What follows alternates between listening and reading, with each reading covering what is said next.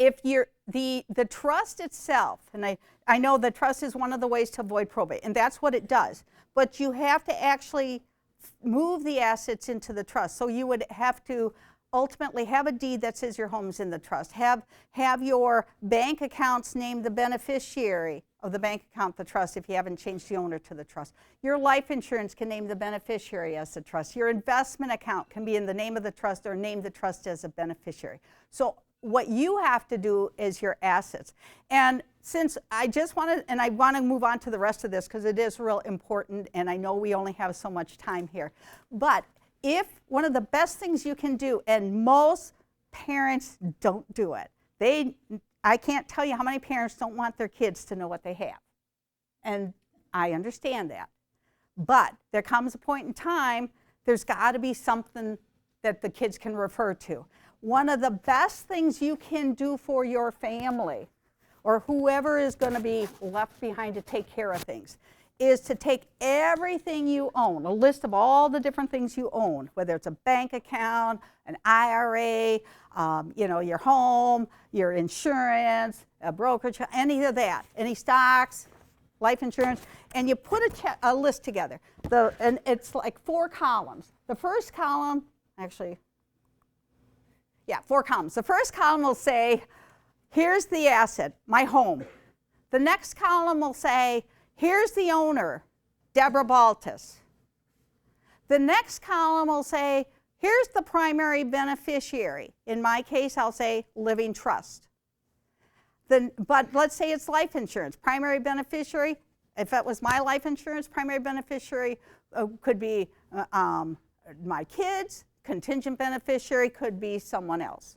Okay? So you want what you own, the asset, how it's owned, whether it's in your name, joint names, in a trust name, and it's important. And then if there's a beneficiary, whether it's a primary beneficiary or contingent beneficiary, I can't begin to tell you how many people don't put a contingent beneficiary on something, where it's just maybe the spouse is listed or one kid is listed, and what if that person isn't living? Well, then the asset's going to go to probate. So you absolutely want to do that. And when you put that chart together, I can tell you, and I have had clients do it, I just tell them, look, in 15 seconds, I can tell you where your problems are and what's going to go to probate and what's not going to work the way you want, and then how to fix it. But you have to start with that, because most people don't pay attention to all of that. You know, you open up a bank account or credit union account, you don't always think about a beneficiary. And then if you have multiple accounts at that bank or credit union, you better make sure every account is handled correctly. I can't tell you how many times one account is missed and suddenly that account has to go to probate. Probate court, when you die, will handle anything that's in your sole name without a beneficiary. Okay? So it's not in the trust, it didn't have a beneficiary, and there wasn't a joint owner on it. It's going to go to probate. So, but let's go back to still being alive. So while you're alive, yes, ma'am.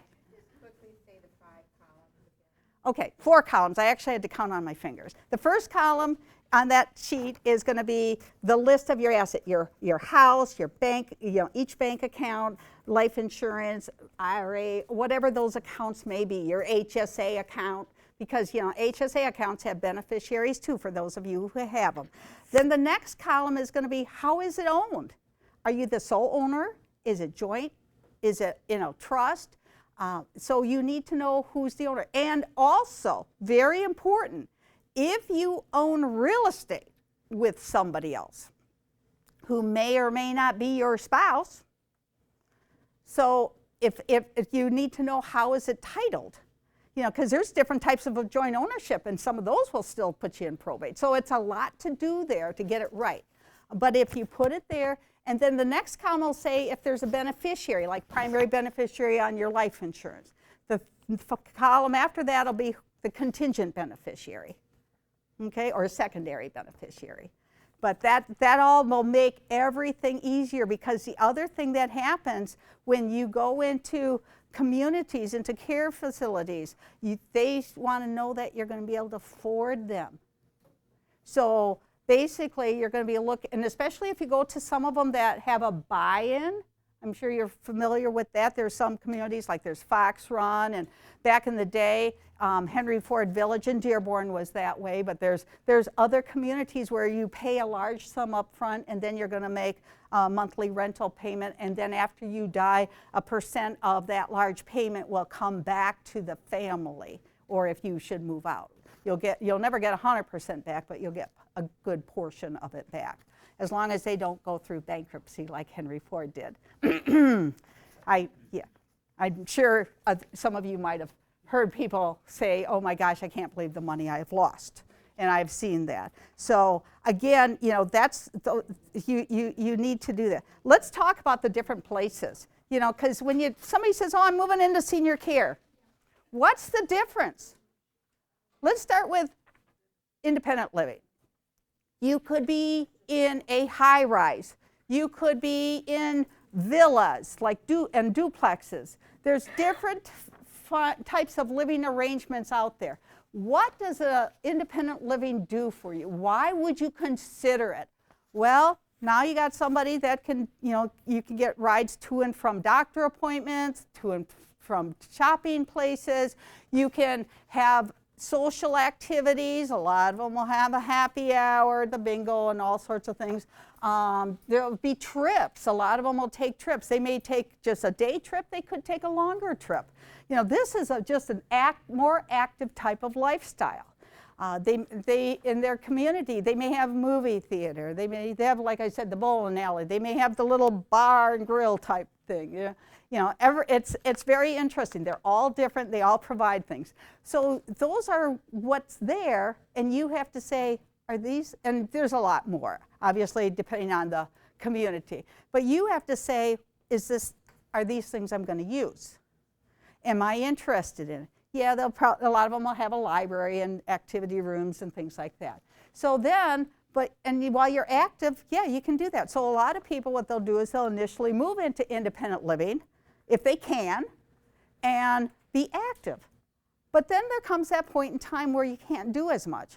Like my mom with her arthritis, kind of limiting. When she first went into assisted living, she could walk with a walker, but she couldn't get in and out of bed by herself. She couldn't get on and off a toilet by herself. And a lot of times she could only walk for so far, and when you're on the 3rd floor, even though there's an elevator, but you're on the far end of the 3rd floor, it's a long ways to get to the elevator and get downstairs and then walk some more to get to the activity room or for the room where they were eating. So she was also in a wheelchair many times, okay? So, you then have to start looking at it and saying, oh, there's different things we need to do. I will tell you, if you ever have somebody like that, there are things you can do to put in their room to make them a whole lot more independent, because my mom went in needing that help, and I can tell you within a month she didn't need them, because we're looking at it going, well, there's got to be a way to get her out of bed. And a pole that they normally would put next to like a shower or a tub, stick it next to the bed, and it's got a couple grips, and she found, I can get in and out of bed by myself. And then it was the lights. Well, again, her fingers and stuff are were a little curved, and she couldn't do that, so we hooked on some, like for Christmas lights and different things, buttons, remotes like that, and click the button on, click it off. And so she turned on her lights and different things like that way. So there's different things that you can do, and and if as time goes on, you might need it with with the toilet and stuff. They put these bars next to the wall, and you're supposed to get in and out of off a toilet with a bar. So we went and I called the medical place, and I said, Deb, I go to this person, I go, Mike, it's Debra from Michigan. Can you get something like this over to my mom so that when she stands up, she can grab onto something before she reaches over for her walker? Took care of that. Yeah, so then she's running in and out by herself. But she's still involved in activities to the extent she had an interest.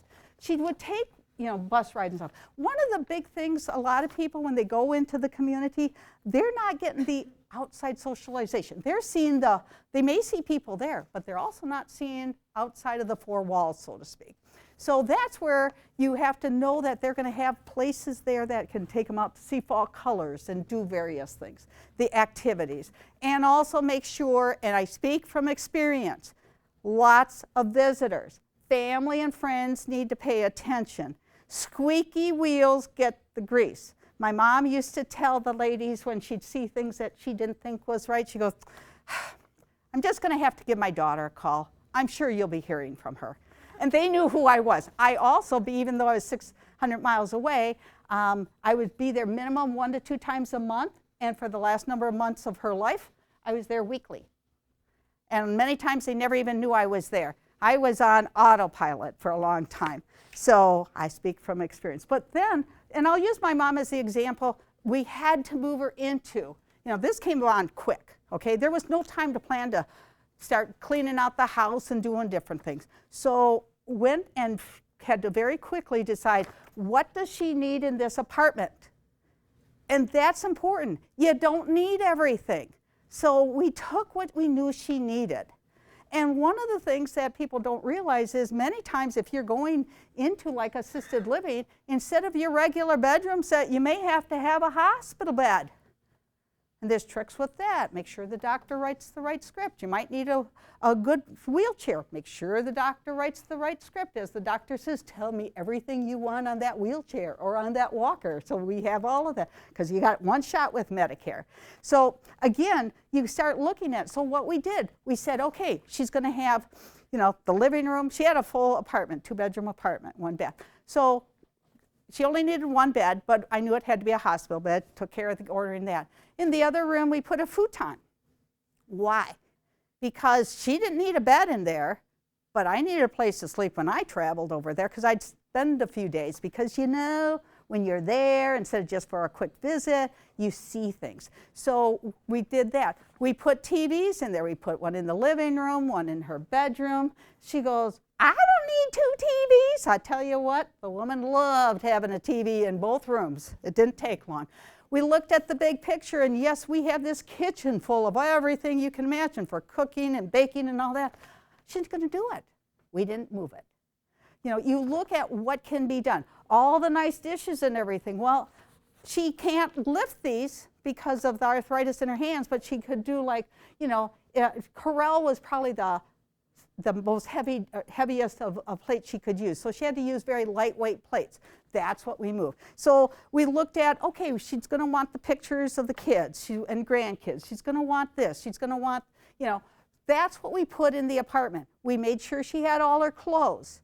We made sure, actually what we did is a lot with the bedding and the shower curtain and all of that and towels, I bought new. I said, she's going into a new place. Let's get her some good quality stuff for in there. And 8 years later, the towels and everything still look like brand new. They were still very sturdy. We paid good money for them. But take what you need, and if you start the declutter process now, because if you're like all of us, you have so much that you will never be able to move with you. Nobody's going to want, I'm sorry, but if you've talked to your kids or grandkids and said, hey, do you want, and they're going to go, no, I don't want this. So it's time. And then what can you do? How do you get rid of it? Well, you can tell, like my couple that went from 3,000 square foot to 2,000 to 1,000. They said to the kids and grandkids, come and get whatever you want, because these are the only things we're able to take. Come and get it. And as one of the grandsons, who's also a client of mine, said, nobody wants it. Nobody wants the collections anymore. Nobody wants these things. So now you got to try to get rid of it. Do you donate? Do you sell? There's Facebook Marketplace. There's different places you can donate to. If we have time, I'd like Scott to kind of talk a little bit too about the donation process and how, you can, give them to somebody on consignment and then get a little money, but you're not dealing with it anymore. So there's a lot of things like that that can be done. But you have to look at everything. There's so much there. What do we need?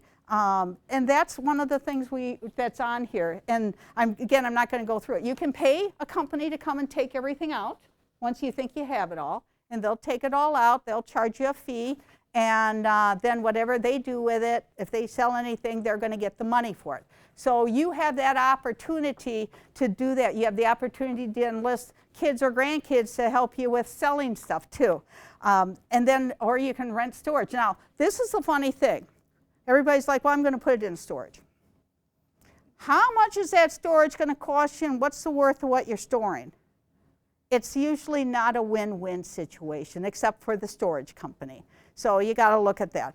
But the other thing that I think is so important, and I know you want to all hear about, is how are we going to pay for it?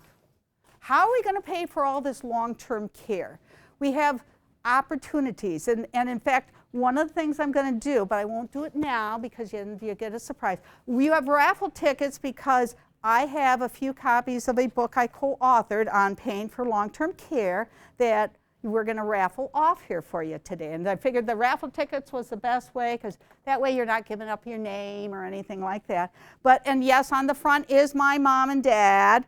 And at that point in time, my dad had already had a stroke. He had been completely incapacitated and regained about 80% of his capacity, 80, 85. You know that drug that they give if they catch you within the first 3 hours of the stroke? Well, my dad was the 180th patient in the country to actually get that drug when it was experimental, and at that point they were checking to see what happens if we catch you in the first 24 hours. So, he did make significant recovery, never 100%. But because of the stroke, he was never eligible for long-term care insurance. My mom was, and she did get insurance, which is why she could afford to live in a nice place like she did. So, some of the things that you look at, how are we going to pay for it? Because you look at your bank account and go, I only have so much money. You look at your monthly income and go, I only have so much coming in every month. What are we going to do? For many people, it could be the sale of their home. But you have to do that smartly. Anybody here a veteran? Okay, we have a couple. Thank you for your service. Now, what's important is if you go to sell your home, and if you're going to get any type of veterans benefits while you're going to be moving into your the senior community, you have to be careful how you sell your home. What many people have to do is they have to sell it almost like a land contract, because you can't get too much money coming in each month or you're going to lose some benefits. And that's kind of what happened with a couple that we were helping out. It wasn't that with the home sale, though we did time it such, and they're looking at it, and we made sure the bottom line to them from the sale was going to be pretty low numbers. But they were using IRA money to pay for care and all, and that cost, they said, oh, made too much money, you had too much income, you can't get benefits. So if that's something, with selling the home, you got to time it, the sale, the right way before, the calendar year, what tax year. If you sell it this year, nobody's going to care as much as if you were to sell it next year, and let's say you also were applying for any veterans benefits to help pay for care in a senior living. Okay, there's the long-term care insurance. How many people here have long-term care insurance? Okay, there's a few of you. Long-term care insurance is wonderful. There's the problem today is that there's so many different versions, and sometimes for many people it may be considered unaffordable. The first thing I will say is, if you have certain health issues, you're not eligible to get it. Like I said, my dad wasn't, but my mom was. The other is, you don't have to have the Cadillac or granddaddy policy. What you need to do is, if you're looking at long-term care insurance, you look at what is my monthly income, what do I need to live on out of that monthly income, and what's the place going to cost, and how much extra do I need each month? and you kind of work that way to say, how big of a policy do I need? I used to tell people when they got the long-term care insurance, a 2 to 3 year policy, that's usually about it, because they'll tell you that the average time people live in any type of assisted living, because it won't pay for independent living, but starting with assisted living or memory care or nursing home, it'll help pay. But so it was funny, because like I said, I always said, three max 5 year policy. Well, my mom got benefits for 8 years. So I now say, well, you got to look at the numbers. And it was really nice that she got benefits for 8 years. But they can set those policies up. It's helpful. It's a supplement. But they're not cheap. And you have to be able to look. Some of them require a big payment in, and then when you need it, you pull money out. Some of them will offer a monthly payment. Again, there's different companies out there, and you might want to just shop around a little bit while you're still healthy enough to get something to help supplement. Because as my mom looked at it, she would always be able to take care of my dad, but who's going to take care of her? At that point in time, 3 out of 4 kids were living out of state, and the one that was 10 minutes away, let's just say, just wasn't the caregiver type. Is that a good way to put it? So, and you all know what I mean. So that's why yours truly, 600 miles away, made all the trips. So, that's something. Some people, they're going to use their IRA money. I like it when they do it. And why? Because when they use the IRA money, or any of your tax-deferred money to help pay for the care, 2 things are happening. Number one, you are reducing you're reducing what ultimately the kids or whoever is going to inherit as far as being a retirement account, and then they have to pay tax on it. You're taking the money out at the time that you will also be able to take the tax deduction, because anybody who's in assisted living, not for independent care, but for assisted living or up, they will be able to write off costs of that assisted living. And if they're in independent living, any extra costs they may need for some supplemental medical care, but all of that they are able to write off against their income.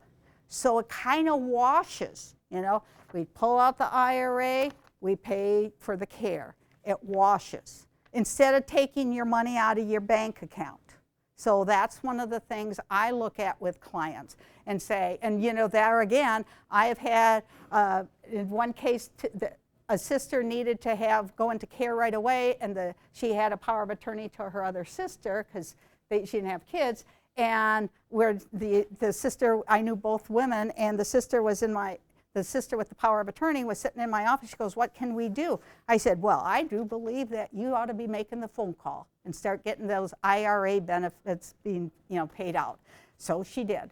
And she goes, best decision ever, because that way the other money was still there. When inheritance comes to other people, they'd rather have tax-free money instead of tax-deferred money that they have to pay tax on and have to pull it out within a certain period of time.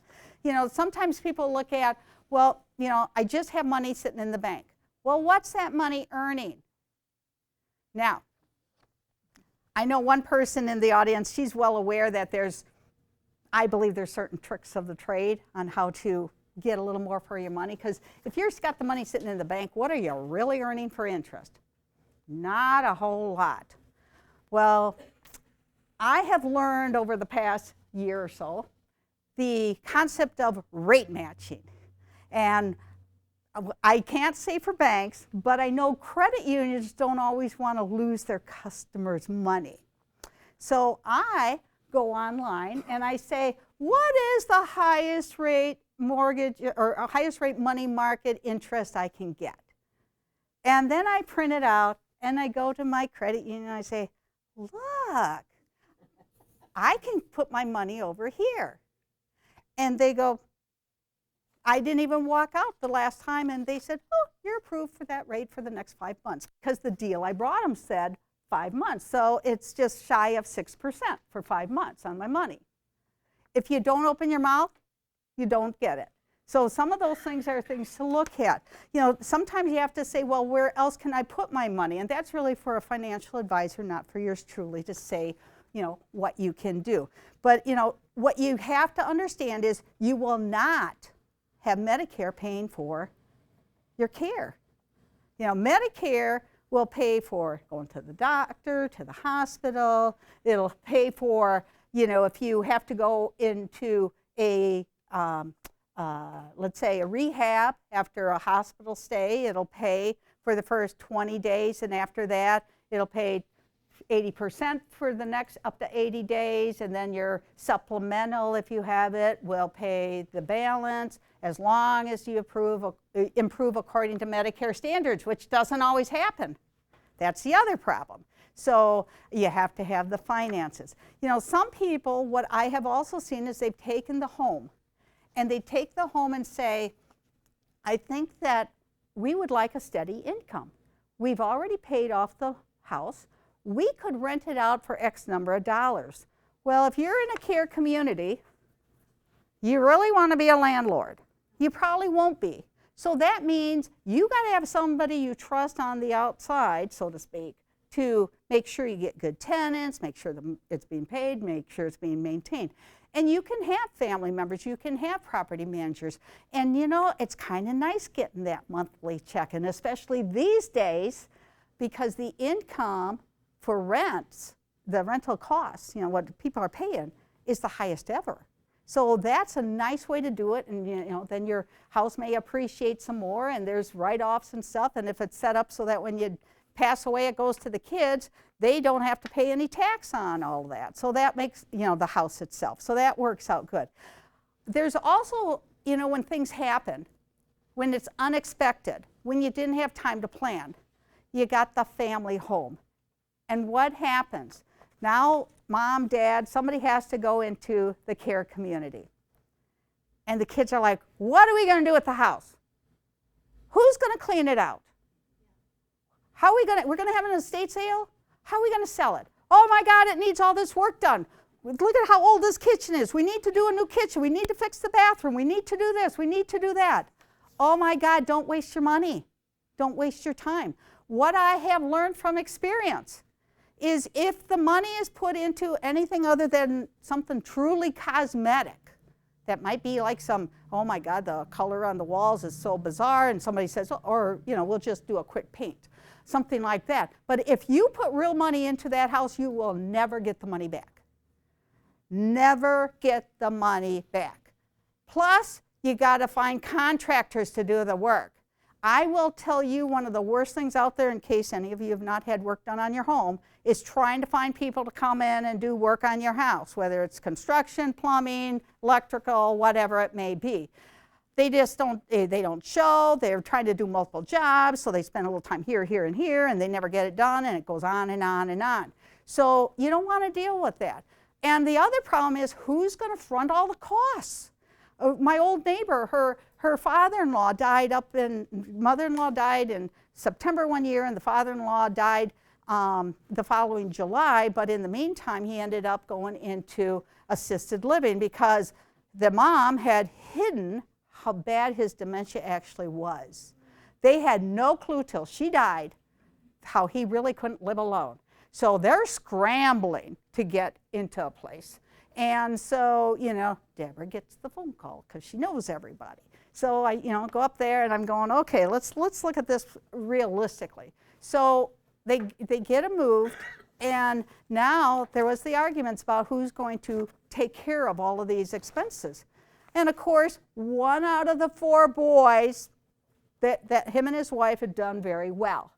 And then the others, it's not like they didn't have anything, but they've done really well. They can front the money. And of course, the brother was ready to do it, and the wife goes, are you know what me? You know, there is no way.